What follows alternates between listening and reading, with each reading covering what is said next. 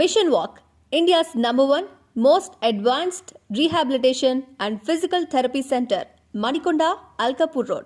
Call 9177 300 194. మా branches Hyderabad, Delhi మరియు పూణేలో కలవు.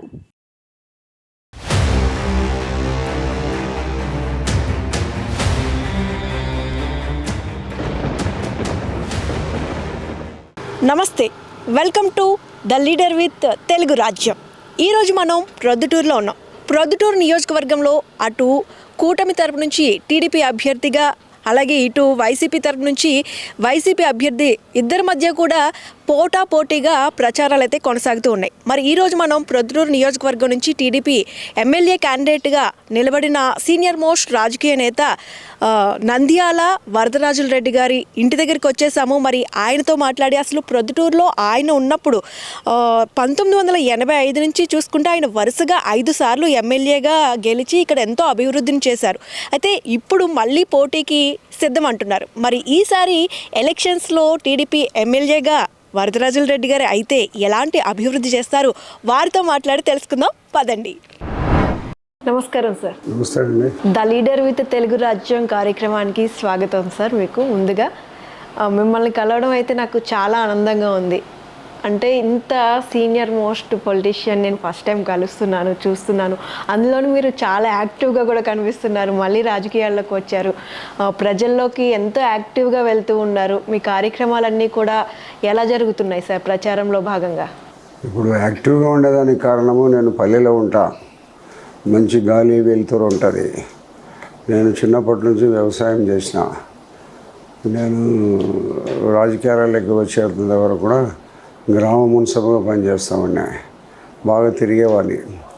మా ఊరికి ప్రొద్దుటూరికి కుందు రివర్ అడ్డం ఉండేది, రివర్లో ఈదుకుంటూ వచ్చేవాళ్ళం. కాబట్టి చిన్నప్పటి నుంచి కూడా నేను గ్రామీణ ప్రాంతంలో ఉండబడిన దానివల్ల వ్యవసాయం చేస్తూ ఉండేవాడిని. ఆ కారణంగా అప్పుడు బాగా కష్టపడినాం కాబట్టి ఇప్పుడు హెల్తీగా ఉండా. అయితే సార్, ఇప్పుడు మీరు 1985 నుంచి చూసుకుంటే ఫస్ట్ టీడీపీ నుంచి ఎమ్మెల్యేగా గెలిచారు. దాన్ని కొనసాగిస్తూ కాంగ్రెస్ తరపు నుంచి కానీ టీడీపీ నుంచి కానీ వరుసగా 5 సార్లు ఎమ్మెల్యేగా గెలిచారు. అంటే అప్పటి నుంచి ఇప్పటి వరకు రాజకీయాల్లో మీకు ఎదురైన అనుభవాలు కొన్నిటిని మన తెలుగు రాజ్యం ప్రేక్షకులకి షేర్ చేయండి సార్. ఇప్పుడు మాది పొలిటికల్ ఫ్యామిలీ. మా తండ్రి సమితి వైస్ ప్రెసిడెంట్గా ఉన్నాడు, మా చిన్నాన్న గ్రామ సర్పంచ్గా ఉన్నాడు యునానిమస్గా. కాబట్టి అప్పటి నుంచి రాజకీయ కుటుంబాల్లో ఉండే కారణంగా నేను కూడా అప్పుడు పాలిటిక్స్లో, అప్పుడు ఎమ్మెల్యేలు సమితి ప్రెసిడెంట్ వాళ్ళతో కలుస్తున్న తర్వాత నేను కూడా యాక్టివ్గా పాలిటిక్స్లో చేరాలనే ఒక ఆలోచన మేరకు పాలిటిక్స్లో ఎంటర్ అయ్యాను. 1981లో సమితి ప్రెసిడెంట్గా కంటెస్ట్ చేసి ఓడిపోయినా. 1983లో మళ్ళీ ఇండిపెండెంట్గా కంటెస్ట్ చేసిన శాసనసభకు ఓడిపోయినా. 1985లో టీడీపీ టికెట్ మీద నేను ఎమ్మెల్యే అయినా. అప్పటి నుంచి 89 వరకు నేను టీడీపీ ఎమ్మెల్యే. తర్వాత నా అపోనెంట్ను ఇక్కడ మళ్ళా పార్టీలో చేర్చుకున్నారు, తెలుగుదేశం పార్టీలో. మేము రాయలసీమలో అపోనెంటు మేము కలిసి నడవడం అనేది ఉండదు. మేము కలిసి మాట్లాడుతుంటే దొంగ నా కొడుకులు ఇద్దరు వాళ్ళు కలుసుకున్నారు, మనమేమో చెడ్డరా అనే పరిస్థితి ఉంటుంది. కాబట్టి నేను ఆయన పార్టీలో చేర్చుకున్న తర్వాత నేను తెలుగుదేశం పార్టీ ఎమ్మెల్యేకు పార్టీకి రిజైన్ చేసి కాంగ్రెస్ పార్టీలో చేరినాను. అప్పుడు 89 ఎన్నికల్లో కాంగ్రెస్ పార్టీ ఎమ్మెల్యేగా గెలిచిన. మళ్ళీ 94లో కాంగ్రెస్ పార్టీ ఎమ్మెల్యే, మళ్ళీ 98లో కూడా కాంగ్రెస్ పార్టీ ఎమ్మెల్యే, 2004లో కూడా కాంగ్రెస్ పార్టీ ఎమ్మెల్యే, 2009 వరకు 25 సంవత్సరాలు కంటిన్యూగా ఉన్నాయి. తర్వాత వాళ్ళ ఆంధ్ర రాష్ట్రం విడిపోవడం జరిగింది. విడిపోయిన తర్వాత మనం ఈ ప్రాంతంలో అంతా కాంగ్రెస్ మీద వ్యతిరేక భావం ఏర్పడిన తర్వాత తెలుగుదేశం పార్టీలో చేరినాను. 2014లో కంటెస్ట్ చేసి నేరోలో ఓడిపోవడం జరిగింది. తర్వాత 2019లో ఏం పోటీ చేయలే, టీడీపీకి ఇచ్చిన క్యాండిడేట్కు చేసిన. మళ్ళీ ఇప్పుడు టీడీపీ అభ్యర్థిగా నాకు అవకాశం ఇవ్వడం జరిగింది. అయితే సార్, 2019లో మీకు సీట్ ఇవ్వలేదు టీడీపీ తరపు నుంచి. టూ టర్మ్స్ మీరు అసలు పాలిటిక్స్లో చాలా యాక్టివ్గా లేకుండా ఉన్నారు. మళ్ళీ ఇప్పుడు మిమ్మల్ని 2024లో టీడీపీ ప్రొద్దుటూరు నియోజకవర్గానికి ఎమ్మెల్యేగా మిమ్మల్ని తీసుకోవడానికి గల కారణాలు ఏంటంటారు? ఇప్పుడు 1972 నుంచి ప్రొద్దుటూరులో ఒక ఫ్యాక్షన్ ఉండింది. డాక్టర్ రమణారెడ్డి అనే ఒక ఆయన మావోయిస్టు. అతను ఈ ప్రాంతంలో భయోత్పాతాన్ని లేబర్ యూనియన్ స్టార్ట్ చేసి అప్పుడు ఈ ప్రాంతంలో స్వతంత్రంగా మాట్లాడే హక్కు లేకుండా ఉండింది. ఏదైనా మాట్లాడితే రమణారెడ్డి కొట్టేయడం కానీ చంపేయడం కానీ ఇవన్నీ చేసేవాడు.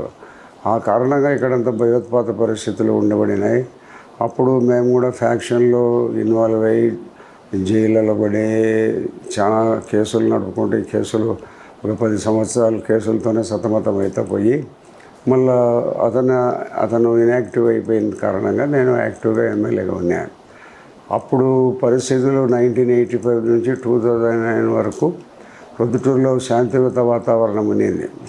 ఎక్కడ ఎవరి పనులు వాళ్ళు చేసుకోవడం కానీ, ఒకరి జోలికి ఒకరు పోవడం కానీ, ఒకరి దాంట్లో ఒకరు జోక్యాలు చేసుకోవడం కానీ ఇటువంటి పరిస్థితి లేదు. అప్పుడు 2009 వరకు అటువంటి పరిస్థితులు ఉన్నాయి. కాబట్టి 2014 నుంచి 2024 వరకు మళ్ళీ ప్రొద్దుటూరు ఎమ్మెల్యే గారు దోచుకోవడం అయింది. ప్రజలను విపరీతమైన లంచగొండితనము, భూముల ఆక్రమణ చేయడము, ఇసుక దందా, క్రికెట్, మట్కా, గుట్కా, బెట్టింగులు ఇవన్నీ చేసి విపరీతంగా డబ్బులు సంపాదించుకొని వ్యాపారస్తులు, రిజిస్టర్ ఆఫీసులు, పోలీసులు, ఎంఆర్ఓలు వీళ్ళందరి చేత ప్రజలు బాధింపబడుతున్నారు. ఆ బాధింపబడుతున్న కష్టాలన్నీ ప్రజలు చూసి మళ్ళా ఒకసారి ఈయన ప్రొద్దుటూరు ఎమ్మెల్యే, ఇప్పుడు ఉన్న ఎమ్మెల్యే, ప్రజెంట్ ఎమ్మెల్యే మళ్ళీ ఎమ్మెల్యే అయితే మన ఆస్తుపాస్తులు కూడా మన పేర్లతో ఉంటాయో లేవో అనే ఒక ఆలోచనతో ప్రజలు నన్ను ఎంకరేజ్ చేశారు మళ్ళీ పాలిటిక్స్లోకి రమ్మని. ఇట్లా దుర్మార్గ పరిస్థితులు ఉన్నాయి, మీరు ఉండేటప్పుడు బాగుండింది కాబట్టి మీరు మళ్ళీ పాలిటిక్స్లోకి రమ్మని చెప్పి నేను స్తబ్దతగా ఉండేవాడిని, నన్ను ఎంకరేజ్ చేశారు. సరే, ఇంతకాలము శాంతియుత వాతావరణంలో ఉంచినాం, ఈ దుర్మార్గుని వల్ల చాలామంది బాధింపబడుతున్నారనే ఉద్దేశంతో మళ్ళీ యాక్టివ్ పాలిటిక్స్కి వచ్చినాం. యాక్టివ్ పాలిటిక్స్లో నేను వచ్చిన తర్వాత తెలుగుదేశం పార్టీ సర్వేలు చేయించింది. ఆ సర్వేలలో నాకు ప్రజలు వాళ్ళు చంద్రబాబు చేయించిన అన్ని సర్వేలలో ఒక సంవత్సర కాలం నుంచి ఎవరైతే ప్రొద్దుటూరు బాగుంటుందని సర్వే చేస్తుంటే ప్రజలందరూ నా పేరే చెప్తా రావడం జరిగింది. ఐవీఆర్ సర్వేలలో కూడా నా పేరు, నాకు 73% నాకు ప్రొద్దుటూరు ప్రజల కావాలని నన్ను కోరుకున్నారు కాబట్టి మళ్ళీ నాకు టికెట్ ఇచ్చినారు. అయితే సార్, ప్రొద్దుటూరు సింహం అంటే నంద్యాల వరదరాజుల రెడ్డి గారు అని అంటారు. అలాంటి మీరు ప్రొద్దుటూరుకి ఏం చేశారు?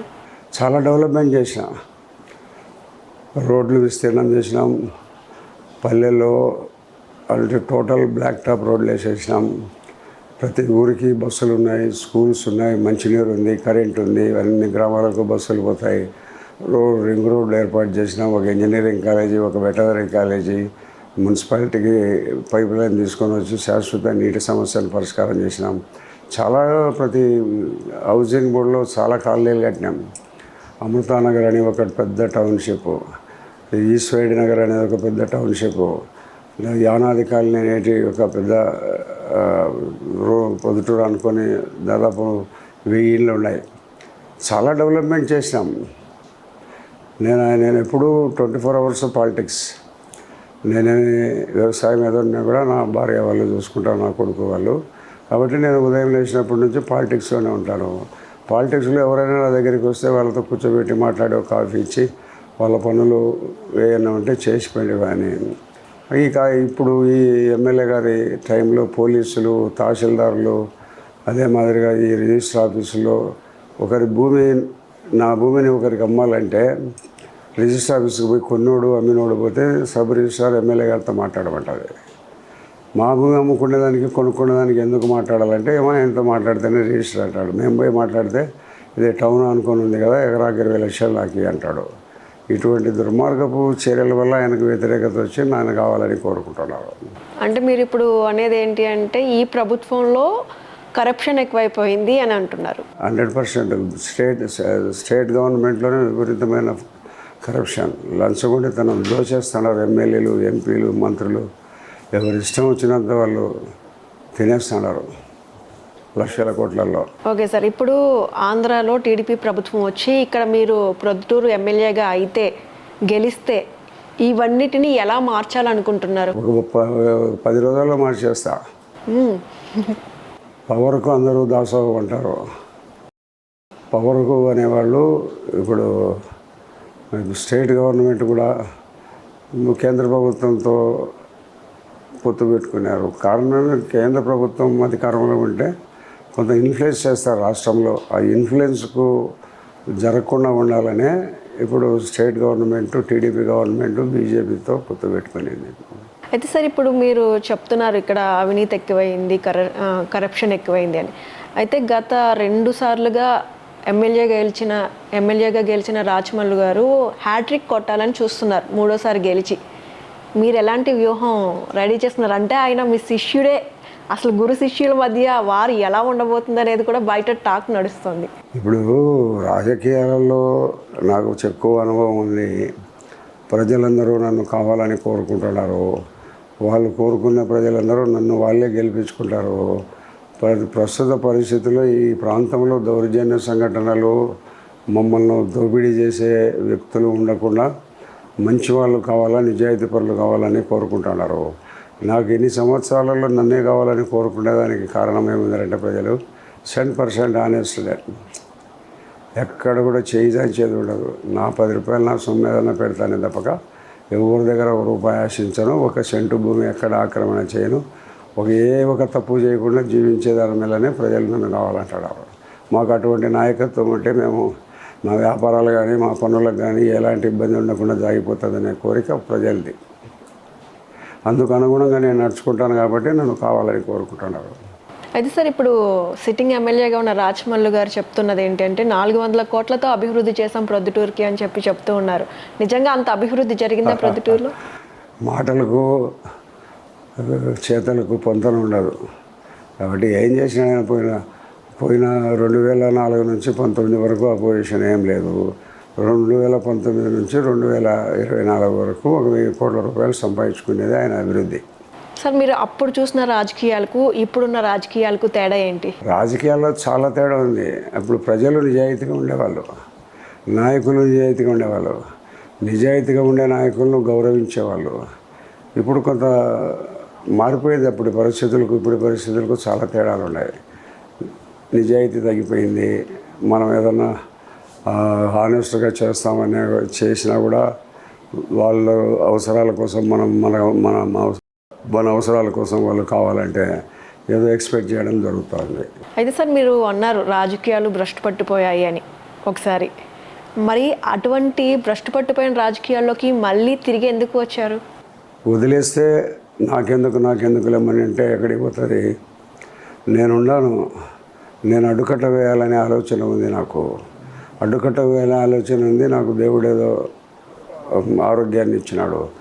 ఎవడు రోడ్డు మీద పోతా అంటే ఒక యాక్సిడెంట్ అయ్యి మనిషి కింద పడిపోయి ఉంటాడు. చూసేవాళ్ళు పోతూ ఉంటారు. అందరూ అట్నే పోతే వాడి పరిస్థితి ఏంటి? వాడిని మనం చూస్తే బండిలోకి మార్చుకోవాలా, ఆసుపత్రిలో చేర్పిస్తే వాళ్ళ ట్రీట్మెంట్ జరుగుతాడు, వాడు బతుకుతాడు. అందరూ పట్టించుకోకుండా పోతే వారి పరిస్థితి ఏమి? ఆ మాదిరిగానే అందరూ వదిలిపెడతా అంటే నేను అట్లా వదిలిపెట్టుకోదలుచుకోవడం. ఎందుకు వదిలిపెట్టాలి? నేను స్వతంత్ర భావాలు కలిగిన నేను రాజకీయాల్లో ఉన్నత స్థాయికి ఎదిగిన వ్యక్తిని చూస్తా. నేను ఎందుకు కోరుకుంటా ఉన్నాను అట్లా. చివరి క్షణం వరకు నా పోరాటం నిజాయితీ కోసం కొనసాగిస్తూనే ఉంటా. మీరు రాజశేఖర్ రెడ్డి గారి హయాంలో ఎమ్మెల్యేగా పనిచేశారు. తర్వాత ఇప్పుడు జగన్మోహన్ రెడ్డి గారి ప్రభుత్వం ఎలాంటి పాలన చేస్తుందో చూస్తూ ఉన్నారు. అసలు రాజశేఖర్ రెడ్డి గారి పాలనకి జగన్మోహన్ రెడ్డి గారి పాలన గురించి మీరేం చెప్తారు? రాజశేఖర రెడ్డి పాలనకు జగన్మోహన్ రెడ్డి గారికి ఆకాశానికి భూమికి అంత తేడా ఉంది. అతను ఒక విజన్ ఉండే నాయకుడు. ఒక మనిషిని పిలిస్తే ఆ పిలుపులో ప్రేమ ఉంటుంది. రాజశేఖర రెడ్డి పిలిస్తే నన్ను ఎప్పుడూ అన్న అనేవాడే. ఆయనకంటే నేను ఒక 5 ఏళ్ళు పెద్దవాడిని అయిన కారణం కూడా అన్న అనేవాడి పేరుతో పిలిచేవాడు కాదు. ఆయన ఒక పేరు పెట్టి పిలిస్తే ఆ మాటలో ప్రేమ ఉంటుంది. ఇతను అటువంటి వాళ్ళ నాయన లక్షణాలు ఒక 10% ఏళ్ళలో లేవు.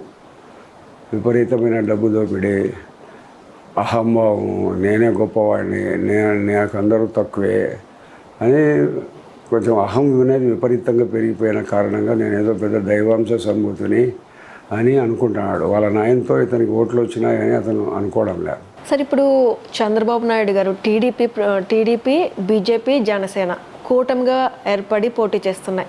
ఈ కూటమి వల్ల టీడీపీకి లాభం చేకూరుతుందని అనుకుంటున్నారా? అంటే ఇప్పుడు ఒకసారే కాదు పొత్తు పెట్టుకోవడం. గతంలో కూడా బీజేపీ తెలుగుదేశం పొత్తుతో 2 సార్లు 3 సార్లు ఇద్దరు బీజేపీ తెలుగుదేశం కలిసి నడవడం జరిగింది. కొన్ని కారణాల వలన విడిపోవడం జరిగింది, మళ్ళీ కలుసుకోవడం జరిగింది. అంతేగాని ఈరోజే కొత్తగా బీజేపీతో తెలుగుదేశం పార్టీ కలుసుకునే అనేది ఏం కరెక్ట్ కాదు. గతంలో కూడా జరిగింది. అంటే అప్పుడున్న పరిస్థితులు వేరు, ఇప్పుడున్న పరిస్థితులు చూసుకుంటే వైఎస్ జగన్మోహన్ రెడ్డి గారి పథకాలు ఏవైతే ఉన్నాయో సంక్షేమ పథకాలు ప్రజల్లోకి బాగా వెళ్ళిపోయాయని వారు ఆ ఒక్క నినాదంతో సంక్షేమ పథకాలతోనే ముందుకు వెళ్తూ ఉన్నారు. మరి ఈ టైంలో చంద్రబాబు నాయుడు గారు చేసే వ్యాఖ్యలు కానీ వాలంటీర్ వ్యవస్థ గురించి కానీ ఇలాంటి విషయాలు ఏమి మైనస్ అవుతున్నాయని ఏమైనా అనుకుంటున్నారు? సంక్షేమం అనేది ఒకటే చూస్తే సరిపోదు. రాష్ట్రానికి డెవలప్మెంట్ కూడా కావాలా, ప్రాజెక్టులు కావాలా, అగ్రికల్చర్కు ప్రాధాన్యత ఇవ్వాలా, డ్యాములు కట్టాలా, కాలువలు తవ్వాలా, నీళ్ళు ఇవ్వాలా, ఈ రాష్ట్రంలో పోయే ప్రతి చుక్క నీటిని కూడా రిజర్వ్ చేసేదానికి డ్యాములు కట్టాలా. పోలవరం డ్యామ్ అనేది కట్టింటే నిర్మాణం అయిపోయింటే ఈ కృష్ణా నీళ్లను మేము శ్రీశైలం దగ్గర ఆపుకునేవాళ్ళం. శ్రీశైలం దగ్గర ఆపుకునేది తయారైపోతే ఇక్కడ నీళ్లు దిగువకు పోకుండా పై ప్రాంతంలో ఆపుకుంటే ఇక్కడ ఇరిగేషన్ పెరుగుతుంది. నాగార్జున సాగర్కు ఇరిగేషన్ పెరుగుతుంది, దిగువకు నీళ్లు పోకుండా అన్నీ మేము ఉంచుకుంటాం. మా రాయలసీమలో చాలా కరువు ప్రాంతం కాబట్టి అగ్రికల్చర్ మీద కానీ ఇరిగేషన్ మీద కానీ పెద్ద ప్రాధాన్యత చూపడంలే. మేము గ్రామీణ ప్రాంతాల్లో ఉంటున్నాం, మేము రైతులము, అగ్రికల్చర్ మా జీవనాధారము. అగ్రికల్చర్కు ఇరిగేషన్ ప్రతి ఎకరా భూమికి నీళ్ళు ఇవ్వాల్సిన బాధ్యత ప్రభుత్వం ఉంది. అటువంటి డ్యాముల నిర్మాణంలో కానీ కాలువల తవ్వడంలో కానీ ఇరిగేషన్కు ₹1 ఖర్చు పెట్టడంలో ఏదో వందల కోట్లలోనే తప్పక వేల కోట్లలో అగ్రికల్చర్కి పెట్టడం లేదు. ఇండస్ట్రీస్ను పట్టించుకోవడం వల్ల మాకు ఇక్కడ ఉక్కు ఫ్యాక్టరీకి 2 సార్లు ఫౌండేషన్ చేసాం. మా పొద్దుటూరికి ఒక 12 కిలోమీటర్ల దూరంలో ఉంటుంది. ఇప్పటికది మొదలు కావడంలే. 516 కోట్ల వరకు 2.5 సంవత్సరం కిందట వచ్చి పొద్దుటూరులో పునాది రాయి వేసిపోయినాడు జగన్మోహన్ రెడ్డి. ఒక 10 కోట్లు కూడా ఖర్చు పెట్టడంలే. అంటే నువ్వు సంక్షేమం వాటితోనే సరిపోదు, తిండి కూడా కావాలా, బట్ట కావాలా. గ్రామీణ ప్రాంతాల్లో ఉండిపోయిన రైతు హైదరాబాద్లో ఉండే అతను బెడ్ కాఫీ తాగాలి 5 గంటల కంటే రైతు పాలను పిండి ఉత్పత్తి చేస్తే అక్కడ దొరుకుతుంది. Agriculture is number 1. ఏ దేశమైనా డెవలప్ కావాలంటే అగ్రికల్చర్ డెవలప్ అయితే మీద ఇండస్ట్రీస్ ఇవన్నీ డెవలప్ వస్తాయి. కాబట్టి అగ్రికల్చర్ను నిర్లక్ష్యం చేసినాడు పూర్తిగా. మేము గ్రామీణ ప్రాంతంలో ఉండబడిన వాళ్ళందరం అగ్రికల్చరే మాకు జీవనాధారం. కాబట్టి అట్లా అగ్రికల్చర్ని నిర్లక్ష్యం చేస్తే 100కి 65-70 వంతులు గ్రామీణ ప్రాంతాల్లో ఉంటుంటాం మేము. అటువంటి గ్రామీణ ప్రాంతాల్లో నిర్లక్ష్యం చేస్తే ఏంటి, అతని సంక్షేమ ఊరికి ఇస్తా అంటే తిండి ఎక్కడి నుంచి వస్తుంది, బట్ట ఎక్కడి నుంచి వస్తుంది, తినేదానికి అన్ని రకాల వస్తువులు ఎక్కడి నుంచి వస్తాయి, ఊరికి సంక్షేమ నవరత్నాలు ఇస్తేనే సరిపోతుందా? అగ్రికల్చర్కు సంబంధించి బండ్లు వేసినాడు. డ్రిప్ ఇరిగేషన్కు 10% మేము కడితే 90% డ్రిప్ ఇరిగేషన్ వచ్చేది. అగ్రికల్చర్ ట్రాక్టర్లు ఇచ్చేవాళ్ళు సబ్సిడీ కింద, పురుగుల మందులు ఇచ్చేవాళ్ళు, విత్తనాలు ఇచ్చేవాళ్ళు. ఇవన్నీ ఏమైనాయి? మేము రైతులం ఏం బతకాలా, దేని మీద ఆధారపడి బతకాలా? మాకు ఉండబడిన వ్యవసాయం మీదనే నువ్వు బండ వేసేసినావు. నవరత్నాలతోనే నేను గెలుస్తాడు అనుకుంటున్నాడు. సంక్షేమము అభివృద్ధి 2 సమానంగా జరుగుతున్నాడు తప్పక ఒక సంక్షేమాన్ని నమ్ముకుంటే మేము పంట పండియకపోతే ఏం తింటారు మీరందరూ? కాబట్టి అది కరెక్ట్ కాదు. నెంబర్ 1 స్వర్గీయ ఎన్టీ రామారావు గారు అయినప్పుడు ఆయన ముఖ్యమంత్రిగా అయిన 1983లో కాలువలు తెలుగుగంగ, అందరినివ, గాలేనగరి, కేసీ కెనాల్ ఆధునీకరణ ఇవన్నీ ఆయన చేపట్టినాడు. కాబట్టి కొంతవరకు డెవలప్మెంట్ జరిగింది. తర్వాత వచ్చిన చంద్రబాబు నాయుడు మళ్ళా 94 వరకు ఆయన 2004 వరకు ఆయన ఉన్నాడు. ఆయన కొనసాగించినాడు. తర్వాత వచ్చిన రాజశేఖర రెడ్డి ఇంకా ఎక్కువగా పెంచి చేసినాడు. ఈయన వచ్చిన తర్వాత మళ్ళీ 2014 నుంచి 90 వరకు కొంత వర్క్స్ జరిగినాయి ఈ ఇరిగేషన్కు సంబంధించి. 2019 నుంచి ఇంతవరకు ₹1 ఎక్కడ పని ఖర్చు పెట్టింది లేదు. రూపాయి అంటే రూపాయి కాదు, సంవత్సరానికి బడ్జెట్లో దాదాపు 100 కోట్లు కేటాయింపులు ఉండే పరిస్థితి ఉండింది. ఇప్పుడు కేటాయింపులు లేవు, పన్నులు లేవు, కాంట్రాక్టర్లే ముందుకు రావడంలే. కాంట్రాక్టర్లు నాకని లెస్ చేసుకునే వాళ్ళు పనులు, ఏదో కష్టపడి సంపాదిస్తే 10 రూపాయలు మనకు వస్తుందని కాంట్రాక్టర్లు బిల్లులు ఇవ్వడంలే. కాంట్రాక్టర్లు ఎవరు పిలిచినా రావడంలే. రోడ్లలో గుంతలు పూడ్చిన వాళ్ళకు కూడా వచ్చే టెండర్లు విరిస్తే రావడంలే. ఈ ప్రభుత్వం అనేది అన్ని కోణాల నుంచి ప్రభుత్వం నడపాలి. ఇదేదో ఆయన ఎట్లుందంటే జగన్మోహన్ రెడ్డి ఆయన ఇడుపులపైన నా సొంత రియల్ ఎస్టేట్ స్టేట్ గవర్నమెంట్ అనుకుంటున్నాడు. అది కరెక్ట్ కాదు. ఓకే సార్, ఇక ప్రొద్దుటూరు నియోజకవర్గం విషయానికి వస్తే మీరున్న టైంలో ఎమ్మెల్యేగా ఎన్ని స్కూల్స్, కాలేజెస్, విద్యా సంస్థలు అన్నీ కలిసి హాస్పిటల్స్ కానీ ఎన్ని తీసుకువచ్చారు? ఇప్పుడు రాచమల్లు గారు వచ్చిన తర్వాత ఎన్ని స్కూల్స్, హాస్పిటల్స్ వచ్చాయి? ఆయన అడగాడు ఏం చేసినాడో. ప్రొద్దుటూరు డెవలప్మెంట్ అంతా నా ద్వారా జరిగింది. నేను 2085 నుంచి 2009 వరకు నేను కంటిన్యూగా 25 years ఎమ్మెల్యే. మళ్ళీ 2009లో ఓడిపోయినా మళ్ళీ నేను కిరణ్ కుమార్ రెడ్డి గవర్నమెంట్లో నేనే ఇన్ఛార్జి. 2014 నుంచి 2009 వరకు నేనే ఇన్ఛార్జిగా ఉన్నా. కాబట్టి డెవలప్మెంట్ అంతా ఏది డెవలప్మెంట్ జరిగింది అని ఏదన్నా అనుకుంటే ప్రొద్దుటూరుకి నా ఆధారమే జరిగింది. సార్, అయితే మీరు అవినీతిని వ్యతిరేకించే ఒక మంచి మనిషిగా పేరుంది. అలాంటి మిమ్మల్ని రాచమల్లు గారు అవినీతి పాలన అప్పట్లో జరిగిందనే విమర్శలు కూడా చేస్తున్నారు. దీని గురించి ఏమంటారు? ఇప్పుడు ఎట్లుంటుందంటే దొంగ అని అరుస్తూ అంటాడు, వాడు ఎత్తుకుపోతూ అంటాడు, దొంగ అని అరుస్తూ అంటాడు. అట్లాంటి పరిస్థితి తను. మాటల చాతుర్యం బాగా ఉంది. ప్రజలకు ఏదైనా చెప్తాడు. శివుడు, ఈశ్వరుడు, కృష్ణుడు, అమ్మ, నాయన అతను ప్రమాణం చేయని దేవతలు లేరు. నేను ₹1 డబ్బు తీసుకుంటే ఎవడన్నా నేను మా అమ్మకి మా నాయనకి పుట్టలేదంటాడు. అంత దుర్మార్గుడు. అబద్ధాన్ని ఎలాంటి సంకోచం లేకుండా చెప్పేస్తాడు. ప్రజలు అతని గురించి బాగా తెలుసు కాబట్టి ఈరోజు మార్పు కావాలని కోరుకుంటున్నారని కూడా ఇప్పుడు ఆయన ఆలోచించకుండా ఈరోజు కూడా ప్రమాణం నేను ₹1 తీసుకునేట్టు చూపించి ఎవడైనా సరే అంటాడు. మా తల్లిదండ్రి సాక్షిగా అన్నాడు. సర్వదేవతలు అయిపోయినారు, ఎవరు లేరు దేవుళ్ళు మిగులు. కొత్తదనం కోరుకునే ప్రజలు మీతోనే ఉంటారంటారా? ఇప్పుడు కొత్తదనం కోరుకునే కూడా మా ప్రొద్దుటూరు ప్రజల పరిస్థితి ఎట్టుంటుందంటే బంగారు, బట్టలు, రకరకాల వ్యాపారం. రాయలసీమలోనే ఒక బిగ్గెస్ట్ కేంద్రం ప్రొద్దుటూరు. చాలా రాయలసీమ నుంచి చాలామంది వస్తూ పోతూ ఉంటారు ఇక్కడ వ్యాపారాల నిమిత్తం. ఆ వ్యాపారస్తులందరూ కూడా మా జోలికి రాకుండా మమ్మల్ని ఇబ్బంది పెట్టకుండా ఉండే వ్యక్తులు కావాలని కోరుకుంటారు. ఇసుక బండి తోలుకుంటుంటే ట్రాక్టర్లలో ఇసుక తోలుతుంటే వాళ్ళని పట్టించేస్తాడు. ఆయన ట్రాక్టర్లోనే తోలుతాడు. వేరే వాళ్ళు ఎవరు తోలొద్దంటారు. అటప్పుడు వేరే వాళ్ళతో దాని మీద పెట్టి ఒక 200 మంది ఆధారపడి బతుకుతుంటాడు. ఆయన 4-5 ట్రాక్టర్లే తోలాలి. వీళ్ళందరినీ పోలీసుల చేతిలో ట్రాక్టర్లను పట్టించి దాని వాళ్ళని ఇసుక తోలుకున్నాడు. వాళ్ళకు వచ్చే ఆర్థిక వనరుల మీద దెబ్బ కొడతాడు. వ్యాపారస్తుని వాళ్ళకు వచ్చే ఆర్థిక వనరుల మీద ఒక ఇంటికి ప్లాన్ కావాలని అంటే ఆ ఇంటి పరిస్థితిని బట్టి 10 లక్షలు 20 లక్షలు ప్లాన్కు డబ్బులు ఇచ్చుకోవాలంటారు. అటువంటి వాళ్ళని ఎందుకు కోరుకుంటారు ప్రజలు? కాబట్టి ప్రజలు నా మాట మీద విశ్వాసం, నమ్మకం ఉంది కాబట్టి నన్ను కావాలని కోరుకుంటారు. ప్రస్తుతం రాజకీయాల్లో మీతో పాటు మీ వారసులు కూడా చాలా యాక్టివ్గా ఉంటున్నారు. వాళ్ళను ప్రజలు ఎలా ఆదరిస్తారని అనుకుంటున్నారు? మా ఫ్యామిలీ వాళ్ళందరూ కూడా ఎక్కడ కూడా నేను ఎమ్మెల్యేగా ఉండబడినప్పటికీ కూడా ఒక సినిమా థియేటర్కి కూడా మేము పలానా వాళ్ళమని చెప్పుకొని ఫ్రీగా పోం. మా ఫ్యామిలీ, నా భార్య, నా వాళ్ళందరూ పోయినా కూడా టికెట్ కొని పోతాం. ఎవరికి మేము సినిమా థియేటర్కి పోయి వచ్చింది కూడా ఎవరికి తెలియదు. బట్టలంగడి ఉంది, బట్టలంగడిలో పోయి ఇట్లా వరదరాజు లేడు వాళ్ళ ఫ్యామిలీ అని చెప్పరు. గోల్డ్ ఉంది, అక్కడ పోయి మేము ఫలానా వాళ్ళమని చెప్పరు. మాకు డబ్బున్నంతలో కొనుక్కుంటాము, లేకపోతే ఊరుకుంటాము. కాబట్టి ఫ్యామిలీ అంటేనే నేను పలానా వాళ్ళు అంటేనే ఒక గౌరవభావం ప్రజల్లో తెచ్చుకున్నాం, వాళ్ళు ఇచ్చినారు. ఓకే సార్, ప్రొద్దుటూరు నియోజకవర్గంలో మీరు గెలుస్తారా, టీడీపీ గెలుస్తుందా? అసలు మీరు గెలిస్తే ఎలాంటి అభివృద్ధిని ప్లాన్ చేస్తున్నారు? ఇంకా నేను చెప్తే కదమ్మా, అభివృద్ధికి ఇప్పటి నుంచి ప్లాన్ చేసి ఊహాజనితమైన ఆలోచనలు లేకుండా అప్పటికప్పుడు నేను రెగ్యులర్గా ఉంటా.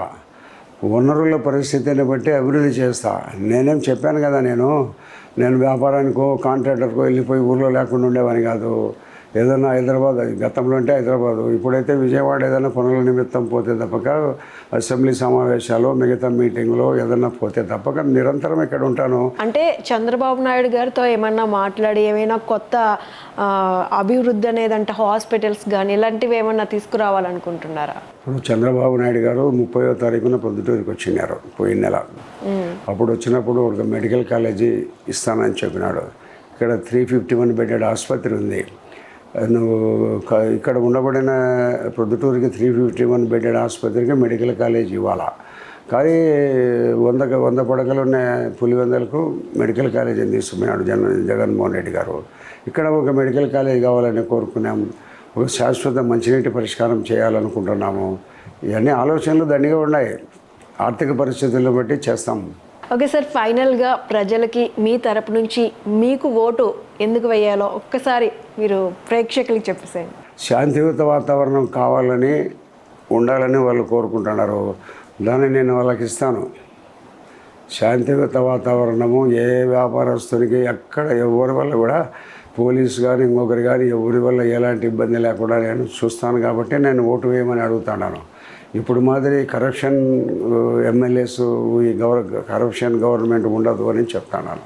ఓకే సార్, మీలాంటి సీనియర్ రాజకీయ నాయకులు మళ్ళీ అధికారంలోకి రావాలి, ప్రొద్దుటూరు నియోజకవర్గం అభివృద్ధి చెందాలని అయితే మనస్ఫూర్తిగా మా తెలుగు రాజ్యం తరపు నుంచి మేము కోరుకుంటున్నాం. Thank you so much. Please do subscribe to Telugu Rajyam channel. Please do subscribe to Telugu Rajyam channel. Please do subscribe to Telugu Rajyam channel. Hi అండి, నేను మీ ఆర్పీని, నెల్లూరు పెద్దారెడ్డి చేపల పులుసు ఓనర్ని. మీరు తెలుగు రాజ్యం అనే ఈ యూట్యూబ్ ఛానల్ సబ్స్క్రైబ్ చేసుకుని మంచి మంచి వీడియోలతో వస్తారు. Thank you so much. Hi people, I'm Sonakshi Verma and you please watch Telugu Rajyam and please subscribe to the channel.